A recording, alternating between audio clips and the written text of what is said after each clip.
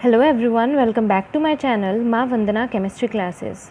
Part first जो था redox reaction का, क्लास 11th का, उसके अंदर हमने डिस्कस किया था कि रिडॉक्स रिएक्शंस कौन सी होती हैं, ऑक्सीडेशन रिडक्शन क्या होता है और साथ में ऑक्सीडाइजिंग और रिड्यूसिंग एजेंट्स क्या होते हैं। ठीक है भाई, ये हमारा कंप्लीट डिस्कशन हो गया था। रिडॉक्स रिएक्शन मैंने आप लोगों से कहा था कि बहुत ज़्यादा छोटा चैप्टर है, कोई ज़्यादा बड़ा चैप्टर नहीं है और साथ ही साथ में ये बहुत ज़्यादा इम्पॉर्टेंट चैप्टर भी है। ठीक है, बिकॉज हमें जो है इलेक्ट्रोकेमिस्ट्री के अंदर सबसे पहले इसी को समझना पड़ेगा, उसी के बाद में जो है जब आप क्लास 12th के अंदर इलेक्ट्रोकेमिस्ट्री करेंगे तो आपको समझ आएगा। ठीक है भाई, चलिए अब हम इसके आगे कंटिन्यू करते हैं। हमने उस लास्ट पोर्शन के अंदर देख लिया था कि किस तरीके से ऑक्सीडाइजिंग और रिड्यूसिंग एजेंट्स बिहेव करते हैं, या फिर कौन कौन से ऑक्सीडाइजिंग एजेंट्स होते हैं, कौन कौन से रिड्यूसिंग एजेंट्स होते हैं। आज जो हम डिस्कस करने वाले हैं वो है एक बहुत ज़्यादा इम्पॉर्टेंट टॉपिक। वो इम्पॉर्टेंट इसलिए है बिकॉज ये आपको हर एक जगह पे यूज़ में लेना होगा। ज़रूरी नहीं है आप रिडॉक्स रिएक्शन के लिए ही यूज़ में लें। हम जो आज देखने वाले हैं वो है रूल्स ऑफ ऑक्सीडेशन स्टेट, या फिर यूँ कहें rules to find oxidation state. यानी कि कोई भी कंपाउंड, कोई भी एलिमेंट जो है उसके ऑक्सीडेशन स्टेट किस तरीके से कैलकुलेट की जाएगी, वो हमें सबसे पहले जो है फाइंड करना आना चाहिए। उसी के बाद में हम आगे कुछ और डिस्कस करेंगे। ठीक है भाई, तो सबसे पहले हम ये देखेंगे rules to find oxidation state. क्या रूल्स होते हैं ऑक्सीडेशन स्टेट को फाइंड करने के। चलिए सबसे पहले हम देखते हैं, मैं आपको पॉइंट वाइज पॉइंट समझाते रहूँगी, आप उस अकॉर्डिंग पॉइंट टू पॉइंट जो है समझते रहिए और साथ ही साथ कोशिश कीजिए कि आप साथ साथ नोट भी करते रहें अपनी नोटबुक के अंदर। ठीक है, सबसे पहला पॉइंट ये है कि oxidation state of an atom present in elemental state is taken as zero. यानी कि ऑक्सीडेशन स्टेट जो होगी किसकी, एक एलिमेंटल फॉर्म में जो भी एटम प्रेजेंट होगा उसकी, atom present in elemental form. इसके एग्जाम्पल मैं बताऊंगी आपको, टेंशन मत लीजिएगा। प्रेजेंट इन एलिमेंटल फॉर्म या फिर elemental state is taken as zero. ठीक है भाई, यानी कि जब भी कोई एटम एलिमेंटल फॉर्म के अंदर प्रेजेंट होगा उसकी हमेशा ऑक्सीडेशन स्टेट जो होगी वो होगी ज़ीरो। कैसे होगी ये देखिए एग्जाम्पल में, आप Na है, नॉर्मल किस फॉर्म के अंदर प्रेजेंट है, ये एलिमेंटल फॉर्म के अंदर प्रेजेंट है, इस पर कोई भी तरीके का चार्ज नहीं होगा, ये न्यूट्रल होगा, इसकी ऑक्सीडेशन स्टेट ज़ीरो होगी। ठीक है, हमें रिप्रेजेंट नहीं करनी होती है, बिल्कुल भी हमें शो नहीं करनी होती है कि ज़ीरो है, लेकिन हाँ ये यहाँ पे हमें, जैसे मैंने यहाँ ज़ीरो शो करवाया, ये सिर्फ एक्सप्लेन करने के लिए है, एक्चुअली में हमें शो नहीं करना होता है नीचे ज़ीरो। फॉर एग्जाम्पल हमारे पास में मैग्नीशियम प्रेजेंट हो तो उसकी भी होगी ज़ीरो। ठीक है भाई, कार्बन होगा एलिमेंटल फॉर्म में तो उसकी भी होगी ज़ीरो। ठीक है, समझ आ गया। अब देखिए नेक्स्ट सेकंड क्या है। सेकंड क्या है, जब दो when two same atom combine and form molecule then the oxidation state of both atom is taken as zero. जब क्या होंगे दो same atom, when two same atoms ये क्या हो रहे हों, कंबाइन हो रहे हों, when two same atoms combine and form molecule की फॉर्मेशन जब कर लेते हैं एंड फॉर्म मॉलिक्यूल, तो उस कंडीशन के अंदर उनकी ऑक्सीडेशन स्टेट क्या होगी, then oxidation state of both atom, दोनों जो एटम होंगे ऑफ बोथ एटम क्या होगी उसकी, दोनों एटम्स की of both atom is taken as zero, because उस कंडीशन के अंदर भी वो क्या होंगे, न्यूट्रल। फॉर एग्जाम्पल O2 है, O2 पे कोई चार्ज होगा नहीं, इसकी ऑक्सीडेशन स्टेट ज़ीरो होती है। N2 है, N2 पे भी ज़ीरो। H2 है, H2 की भी हम ज़ीरो ऑक्सीडेशन लेते हैं। फ्लोरीन F2 ज़ीरो, और साथ ही में अगर हम क्लोरीन देखें Cl2 तो वो भी ज़ीरो। तो इस तरीके से जो भी दो एटम सेम कंबाइन होंगे और एक मॉलिक्यूल की फॉर्मेशन करेंगे तो उस कंडीशन के अंदर दोनों जो एटम होंगे उन दोनों, जैसे इसके अंदर दो ऑक्सीजन है तो उन दोनों एटम की जो ऑक्सीडेशन स्टेट होगी वो हमेशा हम क्या लेंगे, ज़ीरो लेंगे। ये चीज़ आपको बहुत अच्छे से ध्यान रखनी होगी। ठीक है भाई, चलिए अब देखते हैं पॉइंट नंबर थर्ड पॉइंट क्या कहता है, जब दो डिफरेंट एटम कंबाइन होते हैं एक मॉलिक्यूल को फॉर्म करने के लिए तो उस कंडीशन के अंदर ऑक्सीडेशन स्टेट, जिसकी जो ज़्यादा इलेक्ट्रोनेगेटिव एलिमेंट होगा उसकी ऑक्सीडेशन स्टेट होगी नेगेटिव, और जो कम इलेक्ट्रोनेगेटिव एलिमेंट होगा उसकी ऑक्सीडेशन स्टेट होगी पॉजिटिव। ठीक है भाई, समझ आया। एक बार फिर से देखिए, लिख देती हूँ मैं साथ में। जब क्या होगा, when two different atoms combine, जब दो डिफरेंट एटम, यहाँ सेम एटम की बात हो रही थी, जब दो डिफरेंट एटम कंबाइन करेंगे टू फॉर्म, क्या बनाने के लिए, एटम फॉर्म होके क्या बनाएंगे, ऑब्वियसली मॉलिक्यूल। ठीक है, जब दो एटम कंबाइन होंगे मॉलिक्यूल बनाएंगे, तो जो ऑक्सीडेशन स्टेट है, OS का मतलब है यहाँ oxidation state of more electronegative element, more electronegative element, जो ज़्यादा इलेक्ट्रोनेगेटिव एलिमेंट होगा उसकी जो ऑक्सीडेशन स्टेट होगी वो ली जाती है negative, is taken as negative. ठीक है, ऑब्वियसली क्यों ली जाएगी, बिकॉज उसकी टेंडेंसी होगी इलेक्ट्रॉन्स को एक्सेप्ट करने की, इलेक्ट्रॉन्स को एक्सेप्ट करने के कारण उसकी ऑक्सीडेशन स्टेट होगी नेगेटिव। एंड जो ऑक्सीडेशन स्टेट है of less electronegative element, less electronegative element जो होगा उसकी क्या ली जाएगी, is taken, less electronegative element is taken as positive, उसकी ऑक्सीडेशन स्टेट जो है वो ली जाएगी पॉजिटिव। समझ गए। अब इसमें एग्जाम्पल देख लेते हैं। फॉर एग्जाम्पल ए पर अगर नेगेटिव चार्ज है, ये एक तरीके का मॉलिक्यूल है AB, जिसमें ए पर नेगेटिव चार्ज है, बी पर पॉजिटिव चार्ज है, तो हम क्या कहेंगे, इन दोनों में से कौन सा इलेक्ट्रोनेगेटिव एलिमेंट है, obviously A is electronegative then B. Okay, इसी तरीके से अगर हम HF ले रहे हैं तो ऑब्वियसली HF के अंदर क्या होगा, नेगेटिव कौन सा होगा, ये पॉजिटिव होगा, ये नेगेटिव होगा, तो ऑब्वियसली हमें पता है फ्लोरीन क्या है, is electronegative than bromine, sorry hydrogen, not bromine, hydrogen. ठीक है भाई, ये है नॉर्मल। अब बात करते हैं पॉइंट नंबर 4। चलिए, 4th पॉइंट क्या एक्सप्लेन करता है भाई, 4th पॉइंट ये कहता है कि ऑक्सीडेशन स्टेट जो होगी ऑब्वियसली एल्कली मेटल की इन देयर कंपाउंड, उसमें ली जाएगी +1, और जो ऑक्सीडेशन स्टेट होगी अल्कलाइन अर्थ मेटल्स की अपने कंपाउंड्स में, वो ली जाएगी +2। चलिए मैं लिखवा देती हूँ, बाकी ये पॉइंट बहुत इजी है, इसमें कुछ भी नहीं है ऐसा बताने वाला, वो हम पीछे जब पीरियोडिक टेबल डिस्कस की थी हमने, तब उसमें हम डिस्कस कर चुके हैं कि एल्कली मेटल्स की ऑक्सीडेशन स्टेट जो है वो +1 होती है, और एल्कलाइन अर्थ मेटल्स जो होते हैं उनकी +2 होती है। ठीक है, तो oxidation state of alkali metals, और इनकी फिक्स होती है, इनकी चेंज नहीं होती है।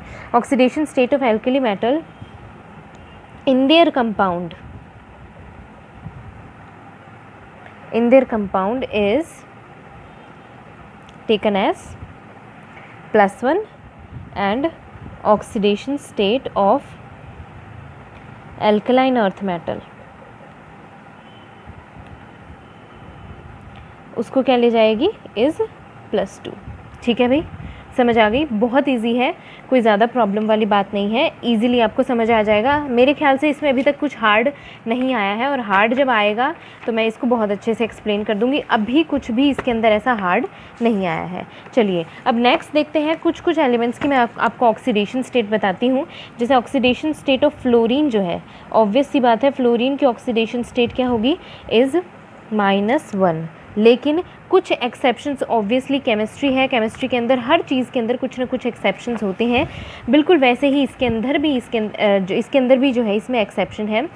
ऑक्सीडेशन स्टेट फ्लोरीन की हमेशा -1 होती है, लेकिन एक्सेप्ट किसके अंदर, HOF के अंदर, एक्सेप्ट HOF के अंदर, जिसको बोला जाता है हाइड्रोफ्लोरस एसिड।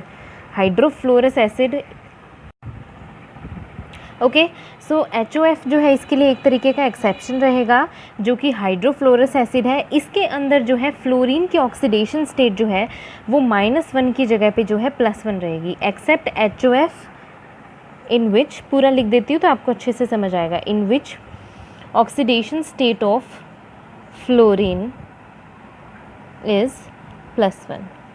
ठीक है भाई, बहुत इजी है। चलिए अब आगे बढ़ते हैं। नेक्स्ट हमारा जो पॉइंट हम डिस्कस करने वाले हैं वो है हमारा हाइड्रोजन से रिलेटेड, कि हाइड्रोजन में जो है किस तरीके से ऑक्सीडेशन स्टेट होगी, बिकॉज बहुत बार एग्जाम्स के अंदर हाइड्रोजन की ऑक्सीडेशन स्टेट से रिलेटेड भी क्वेश्चन आते हैं। ठीक है, तो नेक्स्ट जो हमारा पॉइंट है वो है 6 नंबर पॉइंट। इसके अंदर हम डिस्कस करेंगे हाइड्रोजन की ऑक्सीडेशन स्टेट से रिलेटेड। ओके, तो हाइड्रोजन की जो ऑक्सीडेशन स्टेट है हमें पता है ऑब्वियसली +1 होती है, लेकिन कुछ एक्सेप्शंस की वजह से उसकी ऑक्सीडेशन स्टेट भी चेंज होती है। ओके, तो oxidation state of hydrogen is +1 except कौन सा है, सोडियम हाइड्राइड हो गया, ठीक है, पोटेशियम हाइड्राइड हो गया, मैग्नीशियम हाइड्राइड हो गया, एंड कैल्शियम हाइड्राइड हो गया। इन सब के अंदर जो हाइड्रोजन की ऑक्सीडेशन स्टेट है, in which oxidation state of hydrogen is कितनी होगी, इसमें +1 है, इन सब के अंदर जो है इसकी होती है -1। ठीक है भाई, ये आपको याद रखना है। 7th पॉइंट जो हम इसका डिस्कस करने वाले हैं वो है हमारी ऑक्सीजन की ऑक्सीडेशन स्टेट से रिलेटेड, यानी कि ऑक्सीडेशन स्टेट ऑफ ऑक्सीजन जो है इन इट्स कंपाउंड वो हमेशा ही क्या होती है, -2 होती है, इज़ ऑलवेज -2। लेकिन ऑब्वियसली फिर से इसके अंदर क्या है, एक्सेप्शन है, जो कि है H2O2, हाइड्रोजन पेरोक्साइड, Na2O2 और लास्ट जो हमारा है OF2। इन सब के अंदर जो हमारी ऑक्सीडेशन स्टेट है ऑक्सीजन की, in which oxidation state of oxygen is, इनके अंदर जो ऑक्सीडेशन स्टेट होती है वो होती है +2। ठीक है भाई। नेक्स्ट जो हम पॉइंट डिस्कस, ये आपको सारे के सारे पॉइंट याद करने होंगे बिकॉज अभी मैं आपको आगे क्वेश्चंस करवाऊंगी कुछ सॉल्व, उसके अंदर आपको पता होनी चाहिए कि कौन सी ऑक्सीडेशन स्टेट किसके अंदर कितनी है। ठीक है, तो उसी के अकॉर्डिंग आप जो है ऑक्सीडेशन स्टेट सॉल्व कर सकेंगे। चलिए नेक्स्ट स्टेट जो पॉइंट है हमारा वो है कि मैक्सिमम जो ऑक्सीडेशन स्टेट होती है, maximum oxidation state of an atom, एक एटम के अंदर जो मैक्सिमम ऑक्सीडेशन स्टेट होती है एक कंपाउंड की, in a compound is equal to, वो हमेशा किसके इक्वल होगी, is equal to number of valence electrons is equals to number of valence electron in that atom. ठीक है, जो भी एटम होगा उसके अंदर जो वैलेंस इलेक्ट्रॉन होंगे उसमें जितने भी वैलेंस इलेक्ट्रॉन प्रेजेंट होंगे वो उस एटम की मैक्सिमम ऑक्सीडेशन स्टेट होगी। ठीक है, अब इसके अंदर हम एग्जांपल ले सकते हैं, एक्सेप्ट जो है एक्सेप्शन जो होगा इसके अंदर वो भी बहुत ज़्यादा ज़रूरी है। एक्सेप्शन जो है इसके अंदर वो है हमारा 2 एक्सेप्शन है इसके अंदर, ऑक्सीजन एंड फ्लोरीन। ठीक है, ऑक्सीजन की जैसे कि हमने देखी ऊपर +2 आ रही है, फ्लोरीन की जैसे हमने देखी कि +1 और 0 भी रहती है कुछ कंडीशंस के अंदर। ठीक है भाई, ये चीज़ आपको बहुत अच्छे से ध्यान रखनी है कि किसकी ऑक्सीडेशन स्टेट कब कहाँ और कैसे मेंटेन रखनी होती है। मैक्सिमम ऑक्सीडेशन स्टेट जो है हर एक कंपाउंड के अंदर, वो उसकी मैक्सिमम ऑक्सीडेशन स्टेट क्या होगी, उसके नंबर ऑफ वैलेंस इलेक्ट्रॉन जो प्रेजेंट होंगे उस एटम के अंदर। ठीक है भाई, ये चीज़ आपको बहुत अच्छे से ध्यान रखनी ही होगी। चलिए अब नेक्स्ट हम डिस्कस करते हैं point number 9th। Minimum oxidation state जो होती है, मिनिमम ऑक्सीडेशन स्टेट जो होगी किसी भी एटम की, वो किसके इक्वल होगी, minimum oxidation state of an atom is equal to valence electron -8। ठीक है, अभी पहले मैं आपको इसका एग्जाम्पल एक एक्सप्लेन करके देती हूँ। इसका जो एग्जाम्पल है वो मैं एरो बना के यहाँ लिख देती हूँ। ठीक है, फॉर एन एग्जाम्पल हमने ले लिया सोडियम ले लिया हमने एग्जाम्पल। ठीक है, सोडियम का एटॉमिक नंबर 11 होता है, 1s2 2s2 2p6 3s1। ठीक है भाई, अब 3s1 जो है इसके अंदर इसका वैलेंस इलेक्ट्रॉन माना जाता है, तो सोडियम की जो ऑक्सीडेशन स्टेट होती है वो होती है +1। समझ आ गई भी, मैक्सिमम ऑक्सीडेशन स्टेट जो होगी वो होगी +1। इसी तरीके से हम एग्जांपल ले लेते हैं नाइट्रोजन। नाइट्रोजन का एटॉमिक नंबर होता है 7, 1s2 2s2 2p4 5 6 2p3 3 4 5 6 7 हो गई। ठीक है, अब देखिए इसमें वैलेंस इलेक्ट्रॉन कौन से होंगे, ये 3 माने जाएंगे, तो इसकी जो ऑक्सीडेशन स्टेट है वो मैक्सिमम ऑक्सीडेशन स्टेट जो होती है नाइट्रोजन की वो होती है +3। अब देखिए मिनिमम ऑक्सीडेशन स्टेट जो हमें देखनी होगी उसे हम क्या करेंगे, -8 कर देंगे। फॉर एग्जांपल हम ले लेते हैं मिनिमम ऑक्सीडेशन स्टेट फ्लोरीन की। ठीक है भाई, फ्लोरीन का एटॉमिक नंबर कितना होता है 9, तो 9 वैलेंस इलेक्ट्रॉन जितने भी होंगे इसके अंदर -8 करना है हमें, तो 1s2 2s2 2p5 5 6 7 8 9। Okay, valence electron इसमें हो गए हैं 5 5 -8 कितनी आएगी हमारे पास में, 5 6 7 8 एक प्रॉब्लम, एक छोटी सी मिस्टेक जो हो गई है वो हमारी, हमने ध्यान नहीं दिया।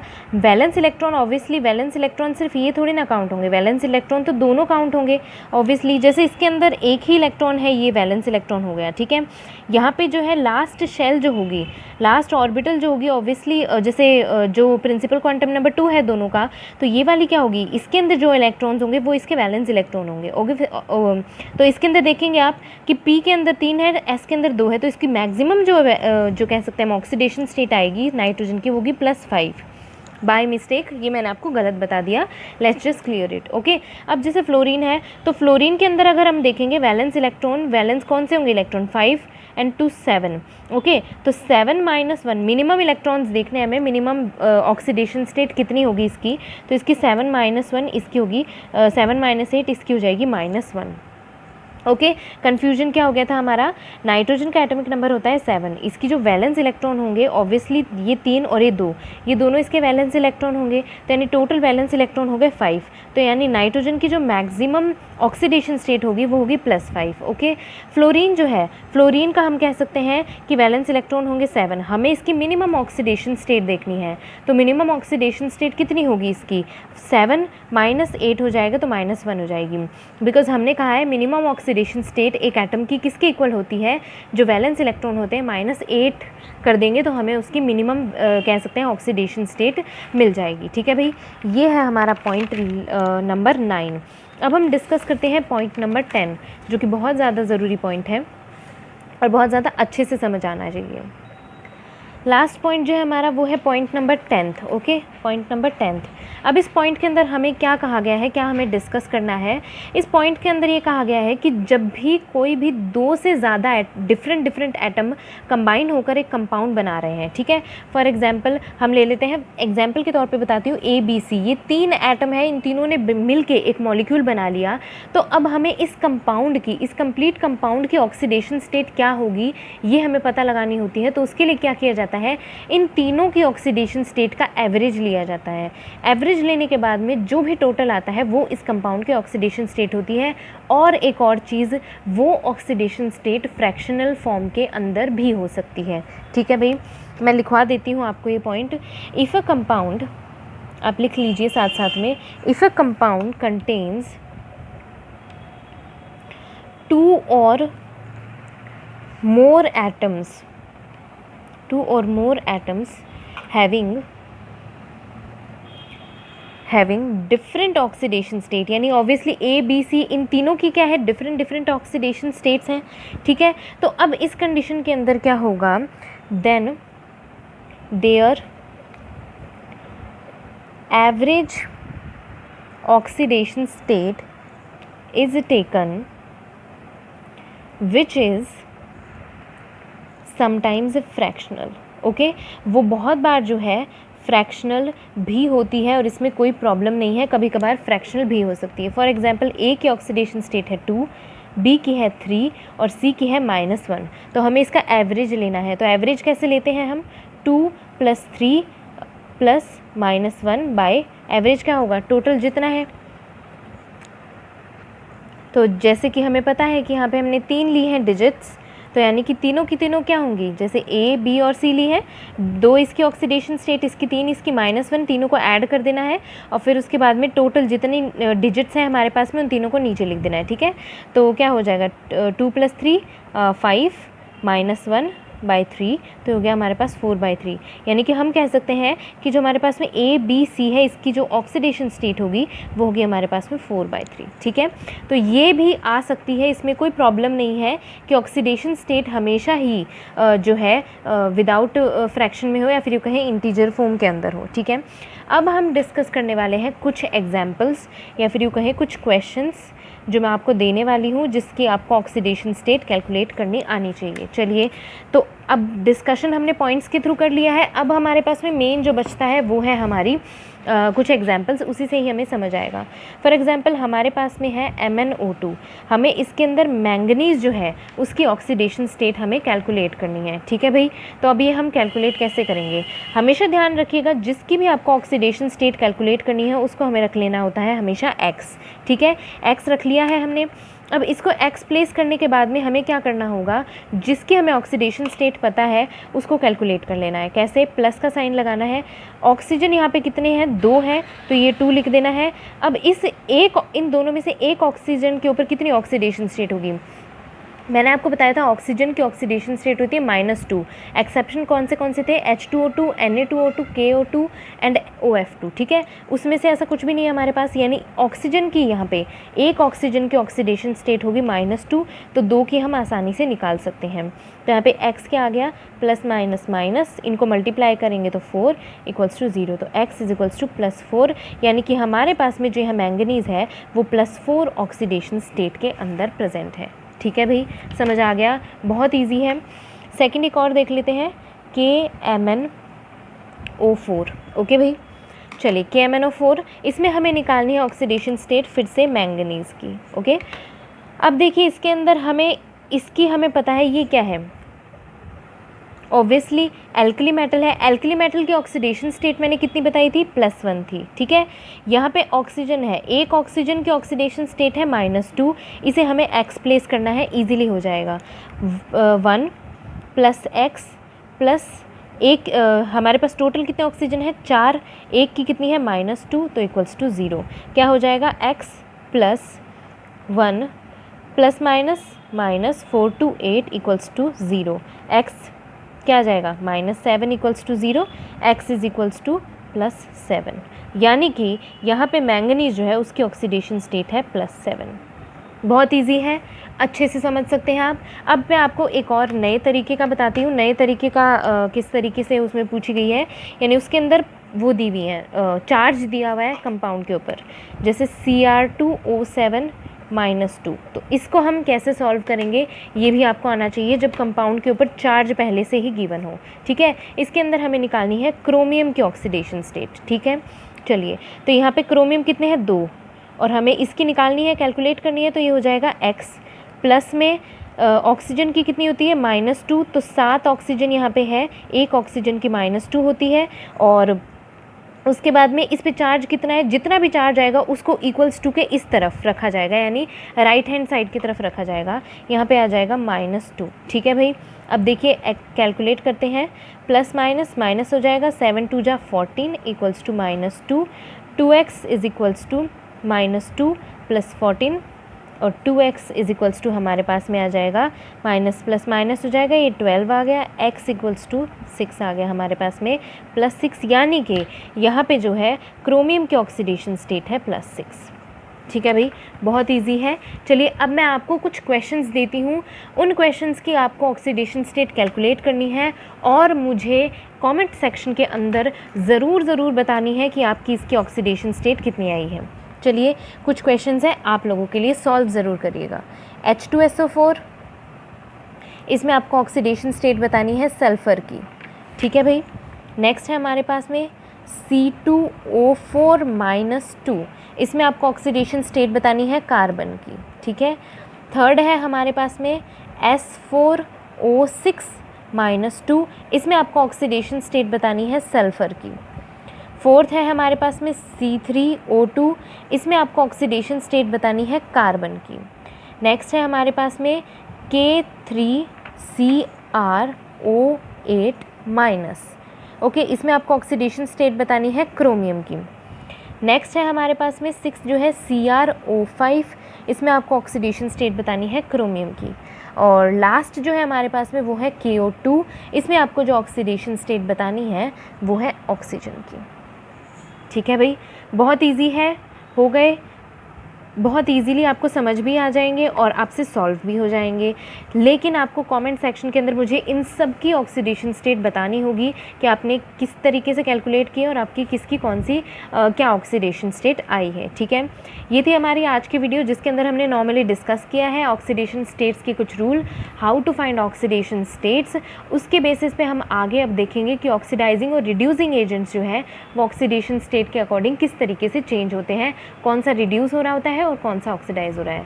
अगर आपको मेरी वीडियो पसंद आई है तो प्लीज़ मेरे चैनल को लाइक करिएगा, शेयर करिएगा और जितना हो सके प्लीज़ मुझे कमेंट सेक्शन में आप इन सब के आंसर्स देके ज़रूर बताइएगा कि आपको समझ आया है कि नहीं आया है, और शेयर करते रहिए ताकि सबको अच्छे से वीडियोज़ जो है समझ आ जाए। मिलते हैं नेक्स्ट वीडियो के अंदर।